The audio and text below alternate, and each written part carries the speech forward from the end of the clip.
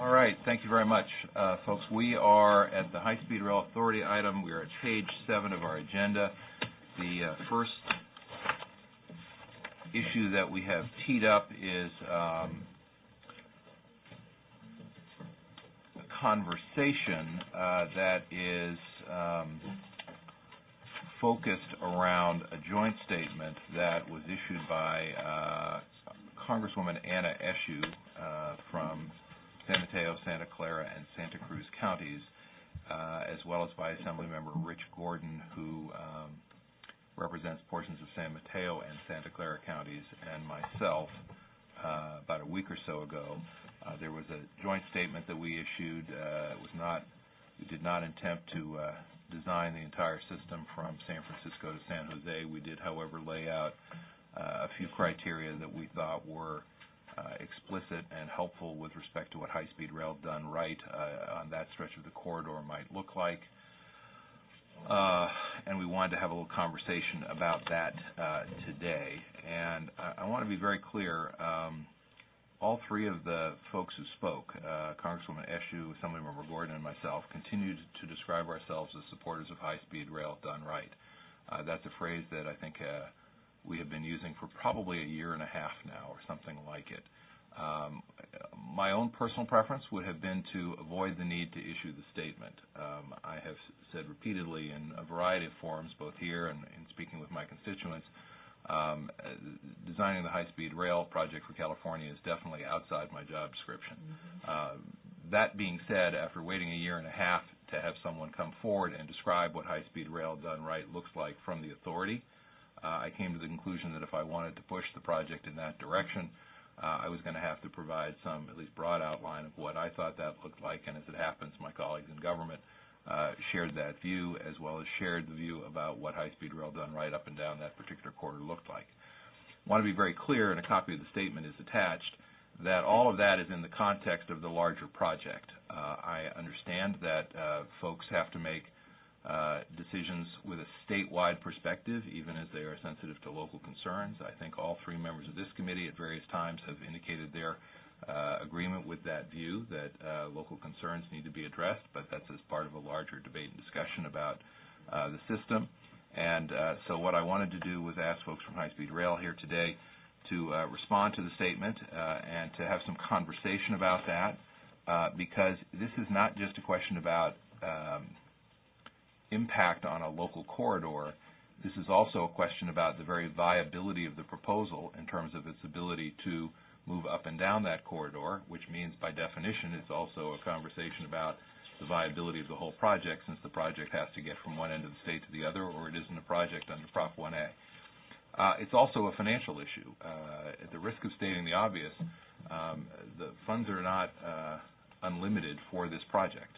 And if anything, there's a great deal of ambiguity about where remaining funds in whatever amount, whether you think it's another $30 billion or another $50 billion, are likely to come from.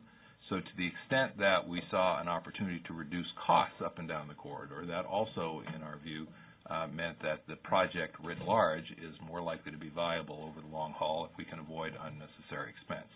Why don't I go ahead and just reference the items on page 8 and ask the High-Speed Rail Authority to introduce the folks who are here today. We appreciate their being here, and to respond and tell us how they could get to yes if that's possible, and if not, let us know that as well and tell us why not. Welcome.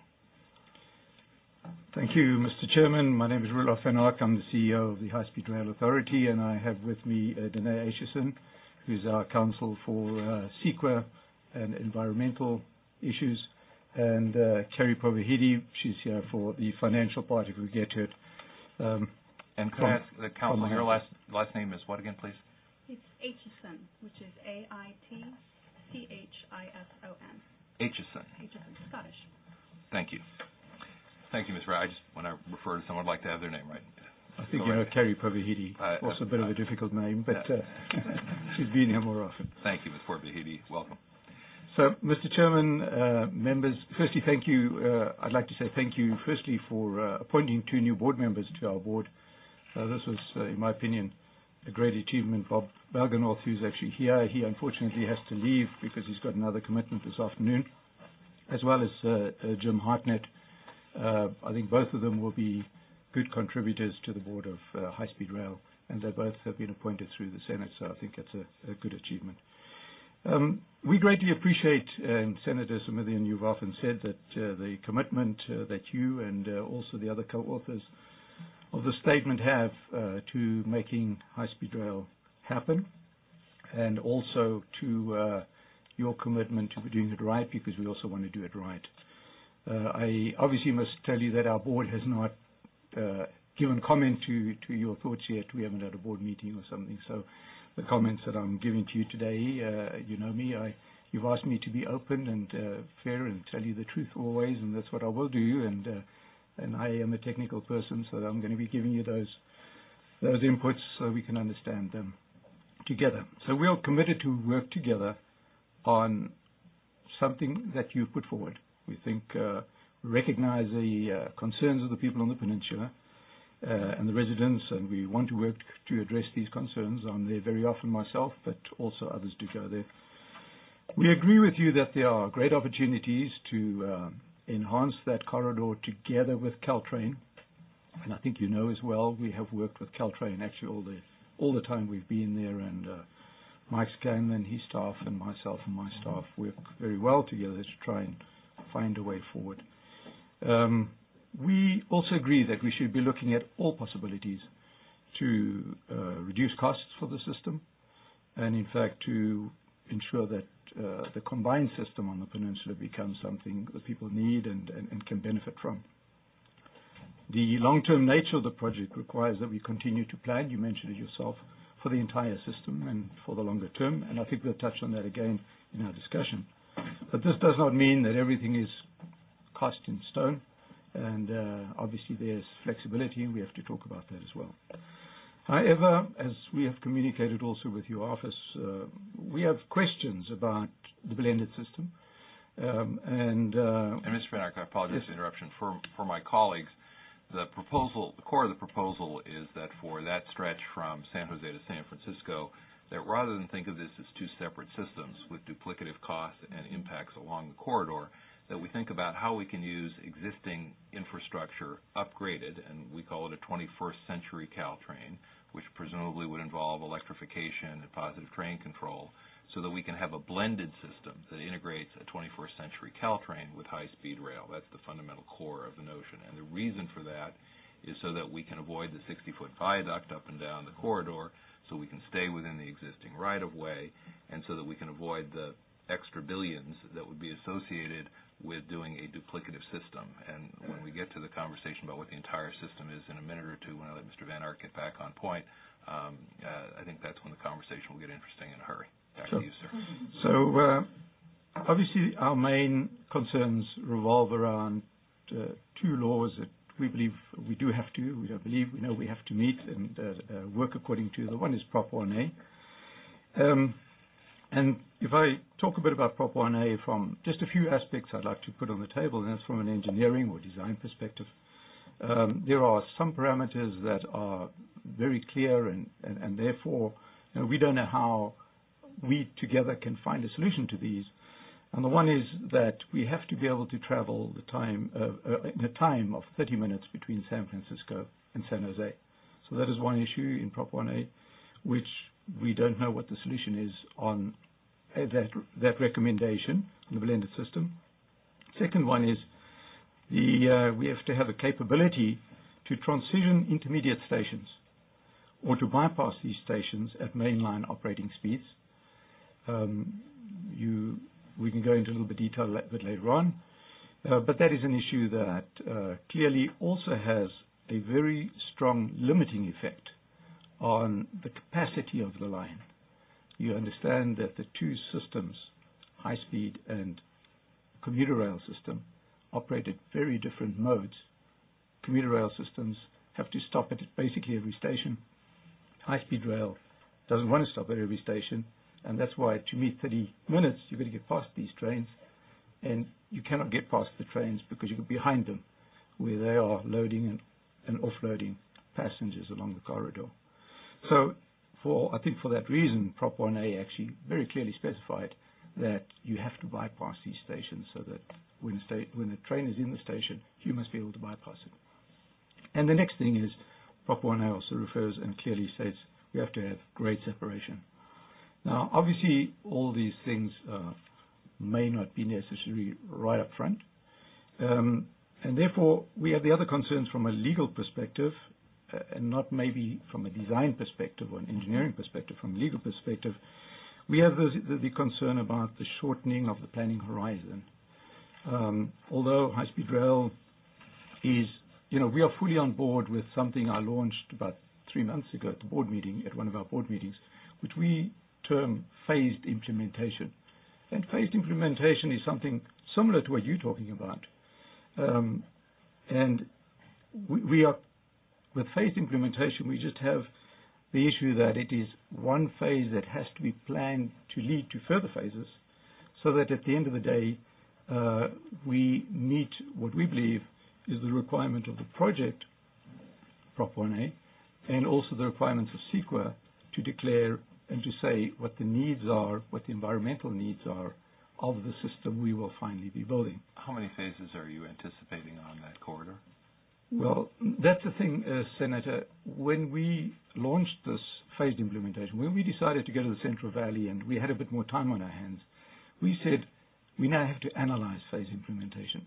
Phased implementation is a more complicated issue because every section of the line between San Jose and down to Transbay Terminal has to be analyzed now and put into phases in a way that, if I were to give you an example, if you want to build a house and you know you're going to put a basement in it one day, you first got to put the basement in because you're not going to build the house and then later tear it down to put the basement in and start again.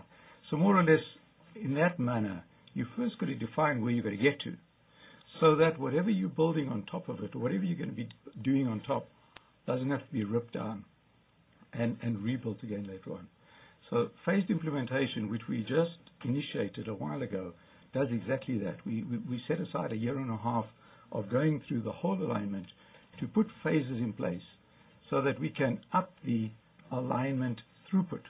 You must understand that even today, the alignment, the two-track alignment on the peninsula. Mr. Van Ark, I apologize again for the interruption, but the question I had asked was how many phases. Is the short answer we don't know yet? We have to define it. We have to define it. And yet the EIR process is underway, is that correct? That's correct. And an EIR typically is designed to assess the environmental impacts of a project, so if we don't know how many phases we're evaluating, how can we do the EIR? No, the EIR there are various parts to the EIR, and I would hand it over to my expert when I need to, but the draft EIR document we would only be launching in the second half of 2012. So we are still working on the EIR document, and we have now agreed that within the EIR document, we would define the phased implementation plan. All right, I'm going to let you continue, and then I'm going to ask a couple questions about how we might get TS taken on to Mr. Fiu on all this. Go Okay. ahead. So what I wanted to mention to you about the corridor as well is, there are people that are talking about a two-track final solution. Again, if you take two tracks and you run a service on two tracks, and we talk about a thing called headway. Headway is the safety. I apologize, but just to be clear, I don't think you see the phrase two tracks in the statement. Do No, you? I know. I say some people. I didn't say you've got it in yours. So two tracks, I just wanted to give this example so that you do understand. If you've got two tracks and you have a headway of 5 minutes, that means the distance between the trains, the safety distance, is 5 minutes. That means you could theoretically run 12 trains an hour. When you start having high speed, higher speed, even the mini bullet or the baby bullets that they run today, and commuter trains stopping at every station, they interfere with each other's schedules. And as we see it today, and we're still busy doing further analysis, the capacity of that line, if you intersperse higher speed, not high speed, higher speed, and commuter rail services with each other, the capacity of the line is most likely in the region of about 6 trains per hour. Today, CalTrain already runs 5 trains an hour. Now, CalTrain must be traveling at a different time than I'm trying to get on the CalTrain, just to, if you think yeah, they're 5 trains an hour. And Senator, sorry, Mr. Chairman, you're correct. They travel 5 trains an hour. But those trains take 40 minutes because they don't stop at every station. Of the 5 trains they operate, 2 trains on the baby bullets, so they only stop at certain stations. 2 trains are what we would refer to as milk trains, so they stop at many stations, but not on every station. And 1 train is in between. So that's the schedule that they run, meaning that they service stations kind of between Every hour they run that? No, they run 5 trains starting in the beginning and starting at the end every hour. But they don't. But I wanted to get to the point. They only service. Mr. Van Ark, let's be clear about this. Yes. Senator Lowenthal, if I walk down to the train station at 2:00 in the afternoon in Palo Alto, I can assure you 5 trains are not going to be riding by that someone can get on to go north to San Francisco. I don't think that's what you're intending to suggest. Okay, you're correct. I wanted to just come to the point of, if you run that service, you would still only service the stations in roughly every 40 minutes, on average. If I was standing at the station at 2:00 between 2 and 3, yes, maybe once every 40 minutes would a train stop there or so, but would I see 5 trains? So the other disadvantage, you're right, no, not at 3:00 in the afternoon. So the other problem that you've got with high-speed rail and commuter rail is both services have got early morning and late afternoon peaks, both. You know that when you run an airport, the airports generally try and get the international traffic in around lunchtime, middays, because of the time shift between planes when they come in from other parts of the world. So that's how they try and schedule their schedules. High-speed rail, as well as commuter rail, have early morning passengers and they have late afternoon passengers, because if you as a business person want to travel, you generally want to leave early in the morning and get to your destination and do business. And then you want to come back in the late afternoon to get home for your evening. So that's the cycle.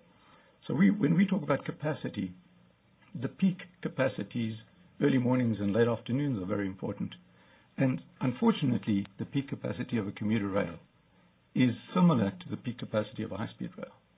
It does not mean, again, that we do not want to move in this direction. Again, we've got limited capacity. We want to see whether we can use some of that limited capacity, and CalTrain is working with us. So we can use maybe 1 or 2 trains per hour and get high speed up and running in the corridor. But our main aspects remain the ones that, how do we meet the 30-minute time between San Jose because today it's 57 minutes. How do we meet the transition, the Prop 1A transition of the stations, which basically you need to reduce the time? Does Prop 1A call out how many trains have to make it in that time? In the time, no, they don't say how many trains have to make it. So just to be clear, if a single train went from Los Angeles to San Francisco in the appointed time, that would meet the provisions of Prop 1A. Wouldn't be an ideal system. I think we can all agree on yes, that. Yes, it says, I believe, it says without stopping. Yes, okay. That's correct. All and right. That's what it's designed so for. So if any time of the day or night, yeah. 24 hours in a day, a train can make its way from Los Angeles to San Francisco in the allotted time, then we've complied technically with Prop 1A. So that takes that challenge off the table in my judgment, because we can clearly make that happen. Not suggesting for a minute that's what you want to produce or that that's what we want to see. So now we're back to the CEQA issue, which was the third piece of the proposal. And we've had a circular conversation on this, in my judgment, and I want to see if we can stop chasing ourselves around the table on this conversation. Here's the challenge. To date, the High-Speed Rail Authority has insisted on doing a environmental analysis for what it calls full build-out of a phased system. I think that's a fair characterization. The point that Assemblymember Gordon and Congresswoman Eshoo and I made was we need to scale down the project to something that can be accommodated within the existing right-of-way and that does not involve an aerial viaduct, and that works using the existing system, both to avoid costs and impacts. We've also then said in the third point that's made that we called on the authority to abandon its preparation of an EIR for a phased project of larger dimensions over a 25-year time frame. The authority then comes back and says, relying on its legal counsel, that's your cue, relying on its legal counsel, that, no, we have to do the EIR for the full phased project. To which I then say, you wouldn't have to do that EIR if you scaled back your definition of a project. To which you then say, but we have to comply with Prop 1A, to which I then say, you can comply with Prop 1A as a legal matter. So I'm going to turn to you and or your staff and or your legal counsel and say, is it your view that CEQA requires you to do an EIR for a project you do not propose to build? And if the answer to that question is no, because I'm thinking it's going to be no, then if we simply scale back the project, aren't we able to scale back the EIR? And the reason for this question is, I don't want to see an EIR proceed for a project that is never going to be built, that probably never should be built, but that puts a sword over the head of every property owner up and down this very developed 50-mile stretch of the corridor. Clear enough? So let's go to either you or your legal counsel. If I may, Senator, purely technically, we couldn't even travel between San Francisco and San Jose in 30 minutes. You would have to rebuild the alignment to achieve that. Well, you've talked about using the existing corridor for what you call Phase 1, as I understand it, and moving trains up and down that corridor at 120 miles per hour. No, we wouldn't be running at 120 miles an hour initially in Phase 1, in the first phase. We would have to rebuild that corridor to be able to get to those speeds. And what does rebuild that corridor mean? There are many bridges, tunnels, alignments, curves that have to be changed and completely rebuilt. Okay, but you're still talking about staying substantially within the right of way to do that, You're and you're still talking about avoiding a viaduct. And so we're not talking about a multi-billion-dollar mega project. We're talking about staying substantially within the right of way, avoiding a viaduct, and moving a train at 124 miles an hour. Am I remembering? And 124 miles an hour over, I'm going to call that 50 miles. Is that fair? That's right. Okay. So if we were talking about that, then you can do that in 30 minutes. If you rebuild, yes. Okay. So understanding that it's not as if we're going to take your 21st century CalTrain and put it on those squeaky old tracks that are still there. Excuse me, your 21st century high-speed rail program, put it on those squeaky old tracks. But you can, in fact, make it in half an hour from San Francisco to San Jose without building a viaduct and still staying substantially within the right of way, yes? Yes, that's correct. And if you can do it at 120 more miles an hour, you can get 50 miles in less than half an hour. And if you can do it in less than half an hour, you can comply with Prop 1A. On that point, but not on the others. Well, not on the others because? Because the others require that I be able to transition stations. And just to be clear, because there's been either some misunderstanding or misperception or misrepresentation about the proposal is to have people stay on the same train when they arrive in San Jose and move north to San Francisco. So south of San Jose, for the moment, and I understand that it will be an issue because I've got colleagues who've got interest in other parts of the geography, but south of there is not what I'm talking about. You told me in order to make it work, you had to be able to get from San Jose to San Francisco in half an hour, and we've now established that you can do that without building the multi-billion-dollar subsequent phases with the aerial viaduct outside the right-of-way. Right. To which I then say, great, why would we be pursuing an EIR for that scope of a project when there's no plan, when I'm suggesting, and others have suggested, that the plan should be scaled back to avoid the need to go in that direction? Let me just add, it's Ms. Aitchison? Yes, that's and tell us a little bit about who you are and where you came from, what your practice is. You go first.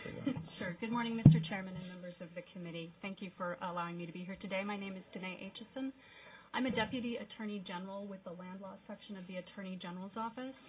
And attorneys from the Land Law Section of the office provide the authority with counsel on its environmental compliance with various matters, particularly its compliance with California Environmental Quality Act. So I'm here today in my capacity as counsel to the client, not speaking for the office with a capital A and a capital G, but as counsel for the client on the environmental law issues. So let me ask the question. Certainly. Does the High-Speed Rail Authority, and I love this, I'm getting free legal advice, so this is nothing but helpful. Does the High-Speed Rail Authority have to do an environmental assessment for a project it does not propose to build? That's a straight-out question, and I'd appreciate a straight-up answer. I will do my very best to give you a straight-up answer. The High-Speed Rail Authority is an entity, like other state agencies, that can propose projects. It's proposing a project. It's a public project. The definition of that project is one that has to comply with the governing laws that it's operating under. It has to build the system that's set out for it in law to build. Assuming that the proposal on the table for a project complies with all of that, then the agency has discretion to determine exactly how it might want to phase that implementation of that project, but it always has to be studying under CEQA the full extent of reasonably foreseeable impacts of the whole project. So it really comes... Stopping, please. Okay. Key phrase, whole project. Yes. So, just to be clear, and if I restate what you've told me in a way that you think is incorrect or misleading, I want to give you every opportunity to correct it. So if the project were scaled back, and if it could be scaled back in a way that was compliant with 1A, then the only environmental assessment that would be necessary is for that scaled back project, as long as the scaled back project is compliant technically and legally with Prop 1A. I think that's correct, but let me add one other thing, which is it wasn't entirely clear from the proposal regarding the time horizon issue and planning and doing environmental review out to the 2035 time frame. Now, I don't know if that's an aspect of this discussion here. This is why I say this has been a circular conversation, okay. And I think my goal is to make it to stop, as I say, chasing ourselves around the table on this issue. I think the candor that Mr. Van Ark has provided and the candid answer you've given make it pretty clear.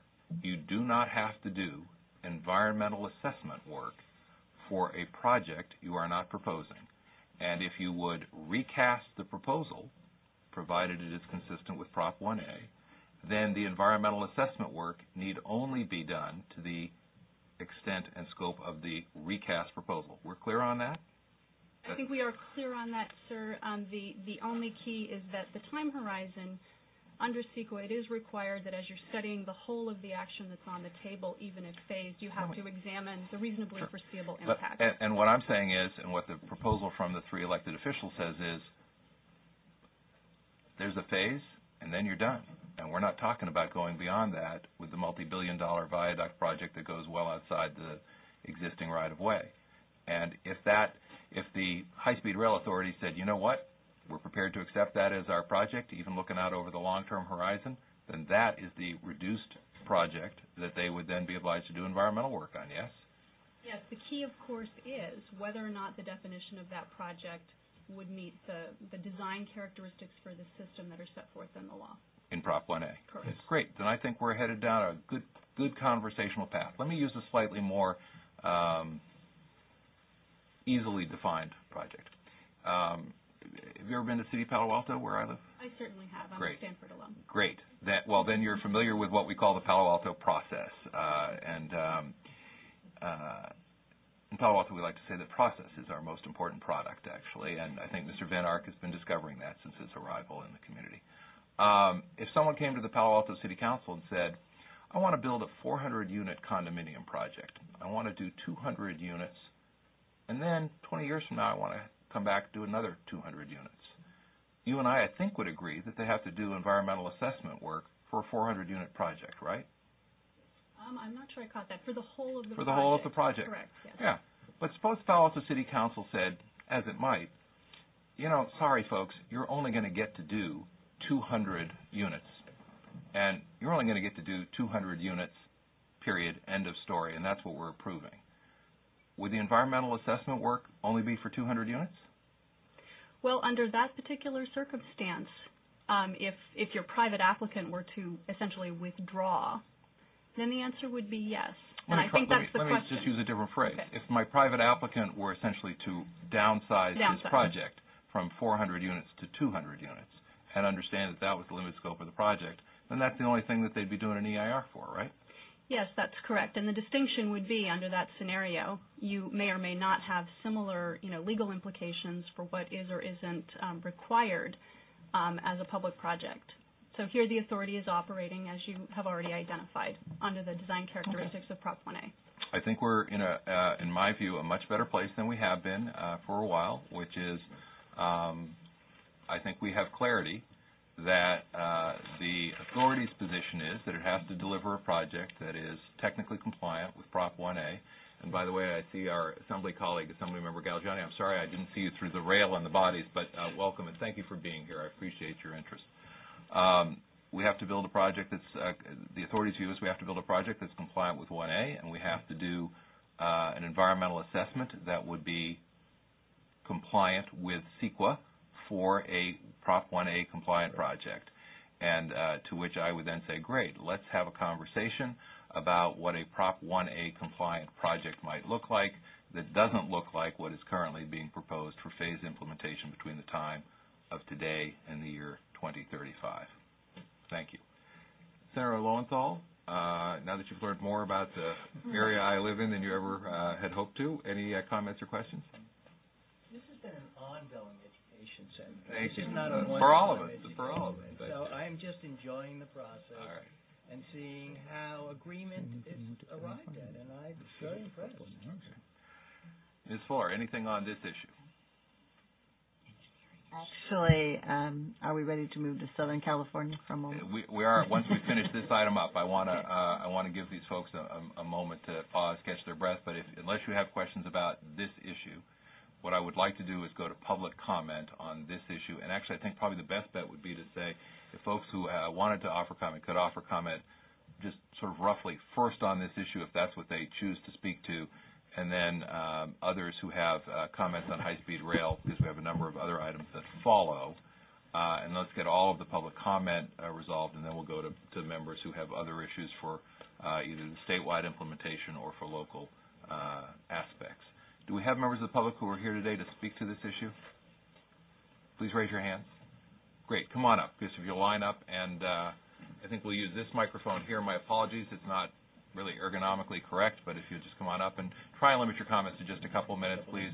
I always ask if you have a topic sentence, if you remember that from high school, that's the best way to make sure we get your point, which is to start with your topic sentence and tell us the one thing you want to make sure committee members grab out of your testimony.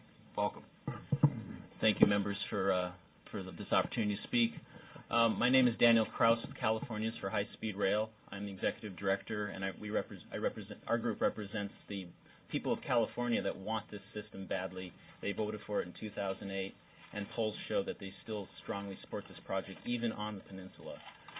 So we always remind everyone that this is the will of the public. We also, as an organization, support the idea of figuring out a way to make this situation on the peninsula work in terms of sharing the corridor with CalTrain and high-speed rail. And we want to work constructively with all parties to find solutions for this. However, we do have concerns about defining the project in a way, that will limit the capacity of the system and the speed, which was talked about here. And I hope not to see this get into a too technical legal argument. If we do that, we're really not honoring the will, the intent of the voters. I don't think voters want to see one train a day of full speed. They want to see a system they can expect to get on, 4 times an hour or maybe twice an hour, where they can get down from L.A. to San Francisco in the 2 hours and 40-minute time frame that they voted on. I don't think their intent is to do it once a day. So I just want to make sure whatever arrangement is come about, that it's done in a way that honors the true intent of a system of high-speed rail that's true high-speed rail. Thank you. Thank you very much. Next witness, please. My name is Kathy Hamilton from Menlo Park, California. I wanted just to make a comment about the previous speaker's comment. The people of the California residents did vote for 1A, but they voted for it to be done in a responsible, fiscally responsible way. The concern I have is the discussion of phasing and this horizon. And when you're talking about horizon numbers in 2035, that means the word ridership. And the ridership has not been established to properly do an EIR, and if you had a phased implementation 20 years from now, it would be stale, and it is based on bad numbers. I just want to say that the ridership committee that CEO Van Ark has established will not have a solid proposal for nearly 2 years. That was in his presentation. It did say they'd give an update at the time of the business plan. But that cannot be an objective ridership study, because the premise is these numbers are really okay, let's tweak them. So I appreciate the efforts, and I appreciate the opportunity to speak. Thank you. Thank you very much for being here. Next witness, please. Mr. Chairman, Ravi Mehta, appearing on behalf of the cities of Palo Alto, Atherton, Menlo Park, and Pico Rivera. Transparency is very important. No matter what we build, it has to be built through transparency. Unfortunately, it appears that the High-Speed Rail Authority lacks a lot of transparency. They continue to hold meetings on the peninsula behind closed doors. They continue to have indicate to members in the community that information will be passed on to the board members. It appears that a lot of information and decisions that are being made without the information that is being given to staff and consultants at the authority. Kathy just brought up the issue of ridership.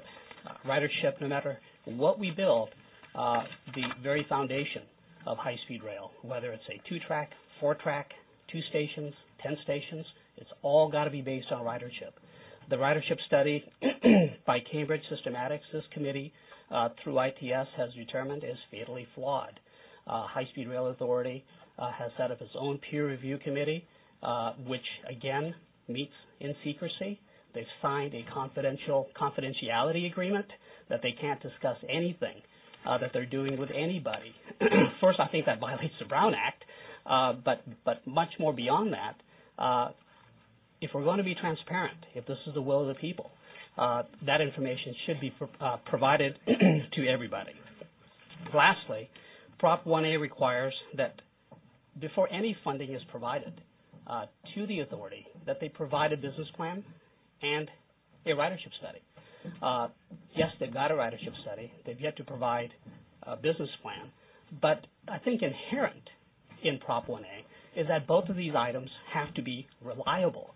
So giving you a ridership study in itself doesn't do anything. So I would ask this committee to, again, request that a new ridership study be provided, hopefully through ITS. Thank you very much. Next witness.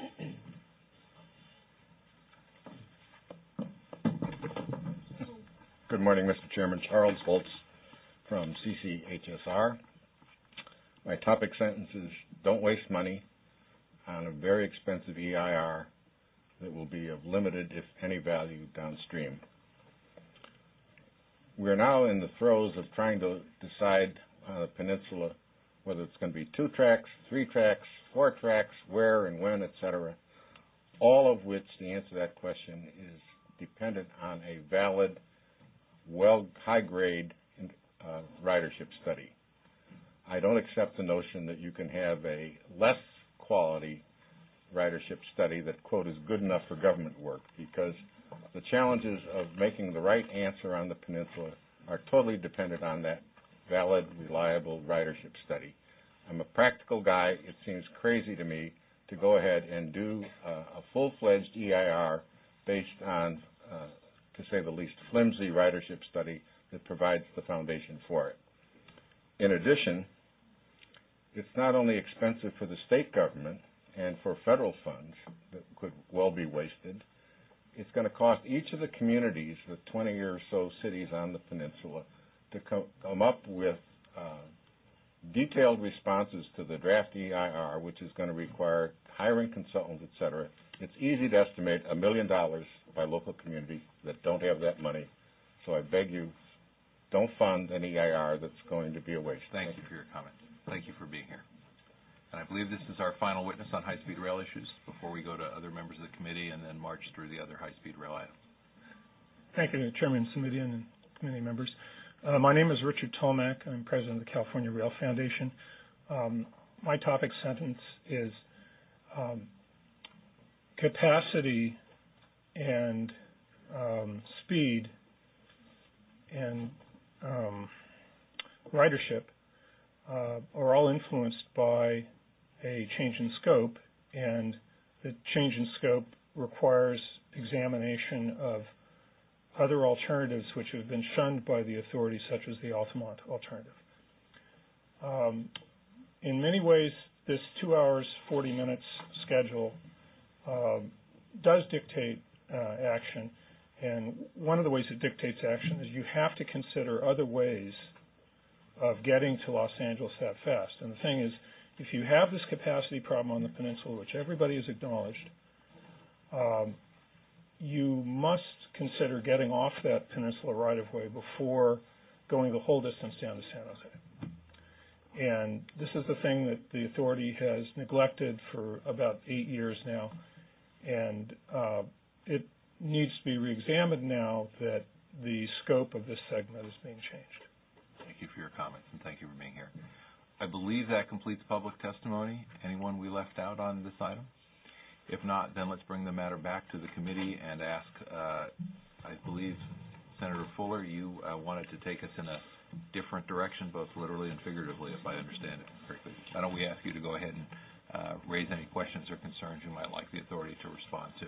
Thank you. I think this is a lot easier, and I believe you're already on the way to curing this, but it is my understanding that this route has been settled, and I'm now talking more about the southern route, from the Bakersfield through Palmdale portion. My understanding is that route had been settled years ago, and now we're just before I walked in here, I was told that we're considering reopening that alignment, maybe going a different direction, that would undo agreements that have been approved and maybe subjecting the state to new costs for the EIRs and potential lawsuits. And so, anything that changes anything in this deal makes it way more difficult to do for all of us. So, why are we, is it true, first of all, that you're considering a different realignment, and why is this action being considered now? It is true, and it has not yet been decided. It's being recommended to the board next week. The documentation will be available hopefully by this weekend, and the reason for looking at, and it's only an alternative, it is not, the other alternatives are still in play. I think there was some misunderstanding that everything else is now rejected, but this is an alternative as part of the process, as part of the environmental process.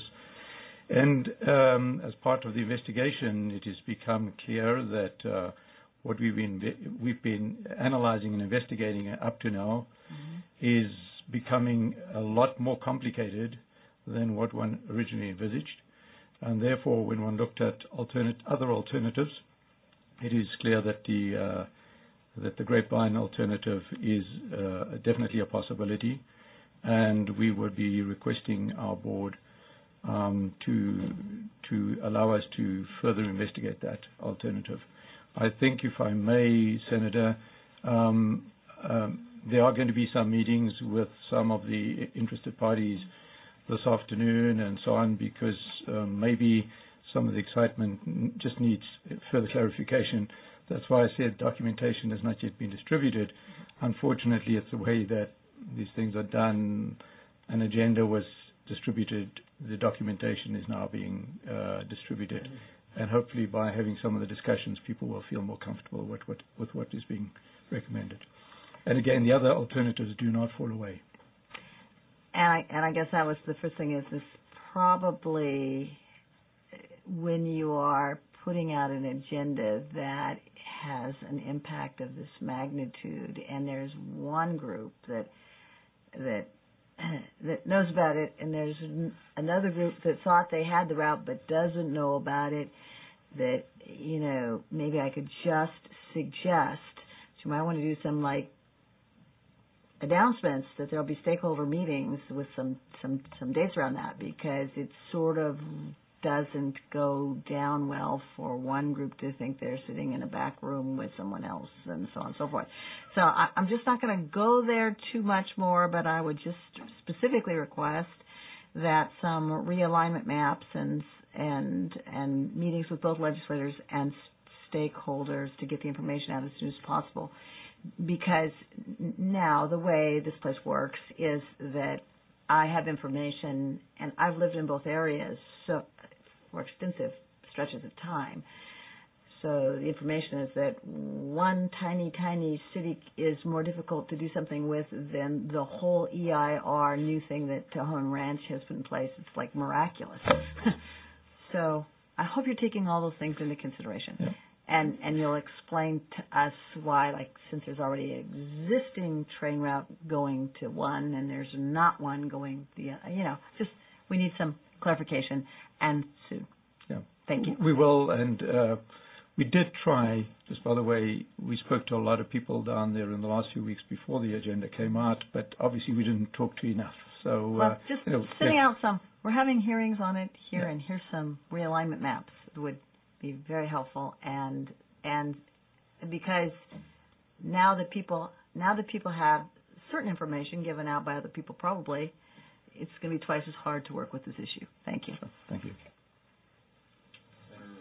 Well, I don't know, Mr. Chairman. I'm concerned about, or maybe not concerned is the word, but I certainly have some questions on the update on item number 2 of federal funds. So I don't know if I should wait till the presentation. Why don't we hold there and we'll finish up on these sort of more regional concerns. Anything on a regional level before we move on to the next item? Not that it's on the agenda, except that I too wait for an updated business plan with ridership numbers.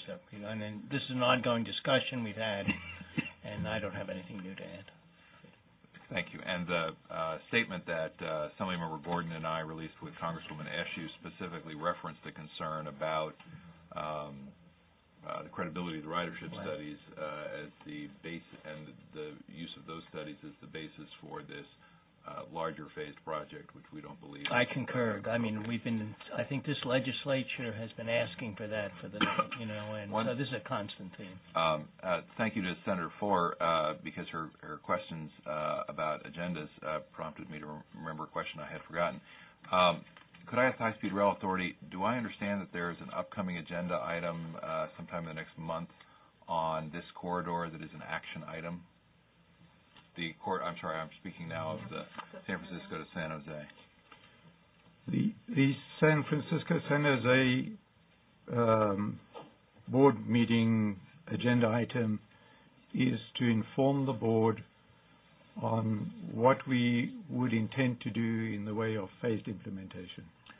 Well, I'm sorry, go ahead. I apologize. So that is the item that is on the board meeting. The concern I have is that as I look at your May 5th monthly meeting agenda, item number 5, update on the San Francisco-San Jose alternative section, under status, the letter A is there, which I believe indicates that it's an action item, and it also indicates that while, quote, staff will provide an overview of the phased implementation approach to be incorporated in the environmental document, and an update of the alignments and station alternatives under study in the San Francisco-San Jose HST section.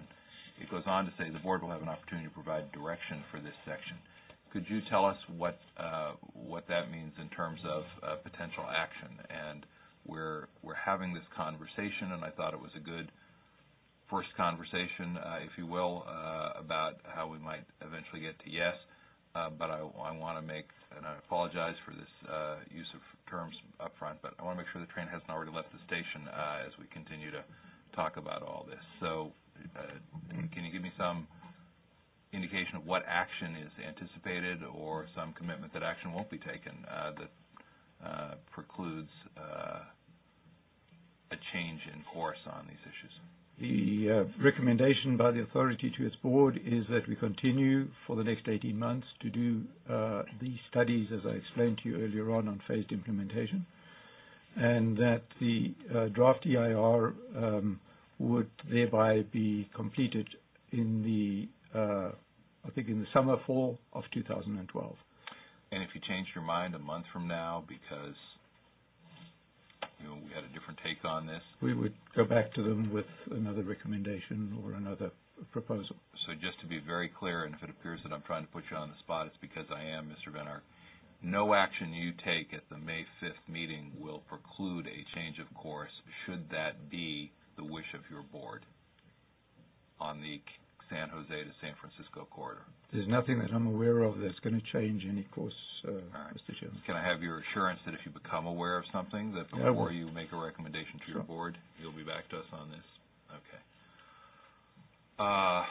And the one other question I have is, was this meeting originally scheduled to be in Sacramento, or was it originally scheduled, the May 5th meeting, scheduled to be in another location? Ms. Porvahidi, can you help us with that? There was some discussion earlier in the year to have it in San Jose, but then it was rescheduled to be here in Sacramento. Okay. And the reason for that would be? That was a decision made due to one of the agenda items that we do have on our agenda is a small business and DVB policy. It's Small Business Enterprise Month in the state. There was some coordination we were trying to make through the governor's office potentially to coordinate some type of press release. That was one of the reasons why moving it to here to Sacramento. Okay. Mr. Van Ark and Ms. Porvahidi and Ms. Aitchison, I think you are aware we're asking you back to our next meeting and the meeting after that, and that's in your plans, yes? The next meeting is May 5th. Is that correct? That's our board meeting date. It causes some difficulty. We're happy to work with you to sort that out so that you can be present on May 5th, however, understanding that you have some things scheduled. So can I have your commitment that you'll be here? We'll be in Sacramento. Most of the board items are unfortunately my items, Mr. Chairman. So I have a, we started at 9:30. The high-speed rail items that we have on the agenda for that day are also your items. Yeah, I know. So we have to find a solution. So just so we're clear, is that a commitment you'll be here?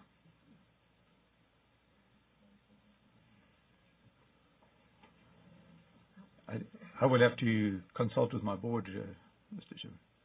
I have another board too. I have a board. I have a chairman there too.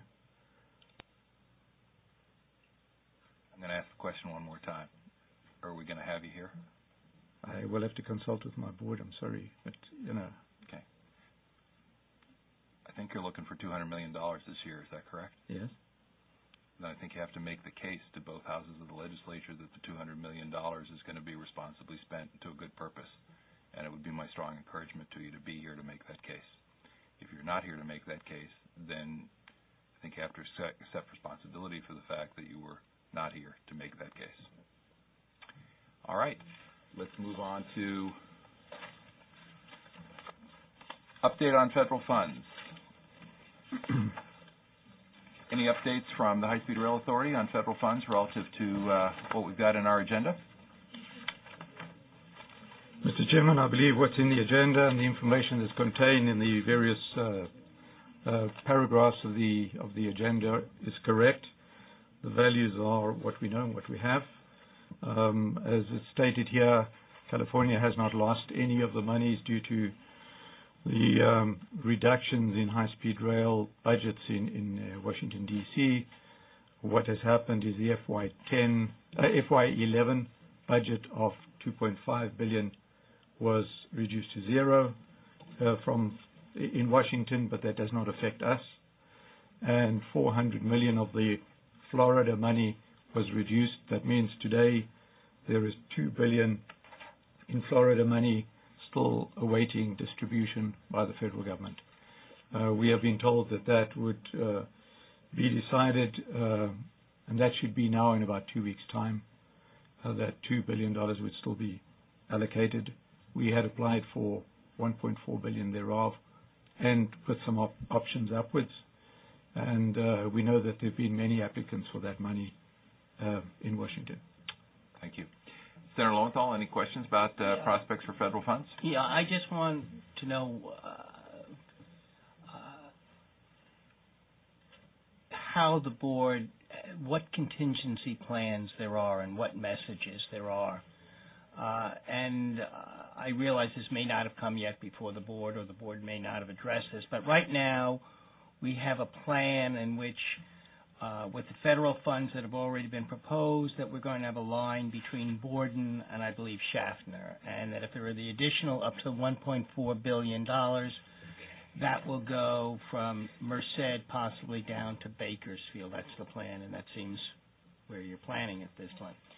However, with the federal government, you're saying zeroing out in the 2011 budget, I think, any funds. And if, in fact, $1.4 billion is not received, but significantly less than that, if any, is received, how will that impact the ongoing commitment on the part of the, or how will the board deal with that commitment? And is there, right now we have a very, I think, aggressive, although there's no time frame, but the belief that there'll be significant amounts of federal funds coming. But potentially, I'm not saying, let's hope it doesn't happen, but potentially a message coming from Washington, it's not coming, the money, or not that. Will there be contingency plans that we will see, and when would we see those plans? Senator Lowenthal, this is not the statement of the board, and you're correct. This needs to be further debated by the board. That's right, and I'm not asking for the statement. I'm just asking for the process. But I'm from Palo Alto, sure. and it's the process. We're proud to have you, sir. Thank you, Senator. And you know that I understand that. What I'm asking is just yourself. But you understand also that when we put our business case forward to you, which we've agreed with you in October, or the 14th of October, these aspects will also be contained in the business case. But quite clearly, if you build high-speed rail systems, and any high-speed rail system anywhere in the world, any high-speed rail system anywhere in the world, has required a lot of federal funding. That's right. And the same applies in the United States. And yes, we are subject to a big amount of federal funding. And as you know, too, at this stage, the President has got $53 billion planned over a period of 6 years. And we do not know, you and I, we do not know where that will end up. But it is clear that if you want to build a high-speed rail system, we get a little bit back to the discussion on the peninsula, but high-speed rail is about connecting people over long distances at high speed. Mm-hmm. And it's about people, long distance, and high speed. Right. And that is not cheap, and has not been cheap anywhere in the world. And it has not been done by the private sector anywhere in the world. It's been done by the public sector with the participation of the private sector. And if the public sector is not able or willing to put that money forward, there is not high-speed rail. And I don't think we should be hiding behind any bushes on that issue. It is just fact. It's the same thing in the United States as it is in any other country in the world. So the authority had put in their budget $19 billion requirements for federal funding. And if this type of money is not going to become available, it becomes problematic to build a high-speed rail. And I think it is therefore important, I've often said it, the year 2011 is an important year because a lot of those things are playing in Washington, but also here, and that will have an effect on where we go with high-speed rail. Right. That has tremendous implications and critical about decisions about where decisions are made under a certain set of assumptions, and so things need to be readdressed. And I'm not asking you now to do mm-hmm. that. I'm not saying that that you're.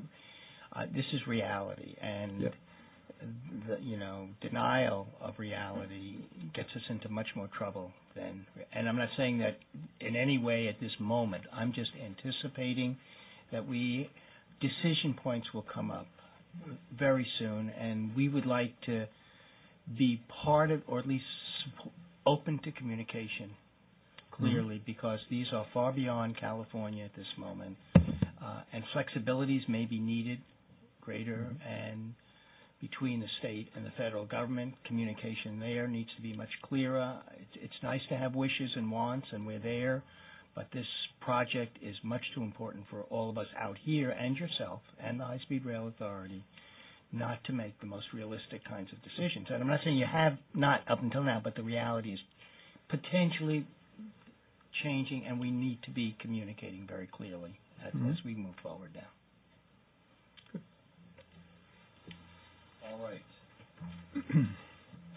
We are at item number 2, update on federal funds. Do either the Legislative Analyst's Office or the Department of Finance have comments? decided this is a conversation you don't want to wade into, huh? All right.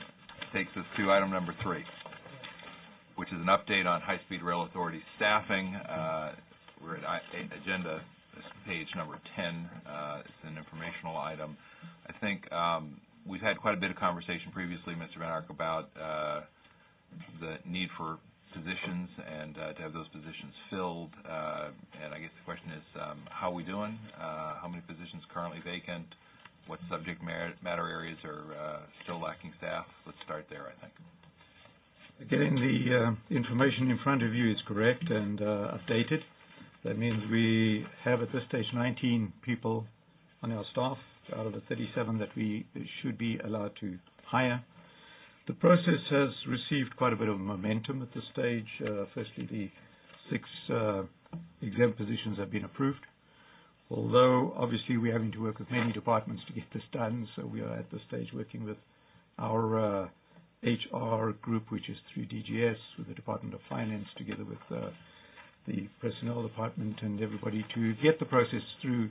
We have the first few positions now clarified and cleared, ready, in fact, one of them for hire. I think that the momentum has now just picked up, that we're going to be able to start hiring in the very short term, start hiring some of these people. Particular areas where there's a gap in the organization at this point? Everywhere. Senator Lowenthal, any questions on this item? No. Legislative Analyst Office, Department of Finance.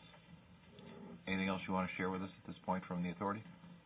All right, let's move on to item number 4, please. We have a number of budget change proposals. These are on page 11, pushing towards a couple $100 million, with a couple of items being the bulk of that. Let me ask the authority, contractor work plans completed and shared with the committee when? We believe that we should be done with those in the next 3 weeks approximately. Okay, and those will be shared with the committee? Yes, we'll be able to share them, no problem. And focusing for a moment on the status of the fiscal consultant's contract. We received 6 bids on a new RFP that went out. We are having orals with the 3 remaining contestants on Tuesday, Wednesday, next week, in fact. And hopefully by the end of next week, we'll be able to move ahead with them. And Mr. Van Ark, I think you referenced the fact an updated financial plan is to be delivered to the legislature pursuant to current law now by October 14th. Correct. And that will happen. Correct. Thank you. Senator Lowenthal, anything on this item? Legislative Analyst Office, Department of Finance. All right. Then I think that takes us to the very end of your items for the day. So we're going to hold this We're going to hold this. Yes, the I recommendation just wanted is to to hold make open. sure. Thank you for clarifying. No, that's helpful. We're going to hold these items open pending additional detail. And Mr. Van Ark, speaking of that additional detail and your schedule for when we're meeting next week, I understand you're going to get back to us on that. Yes.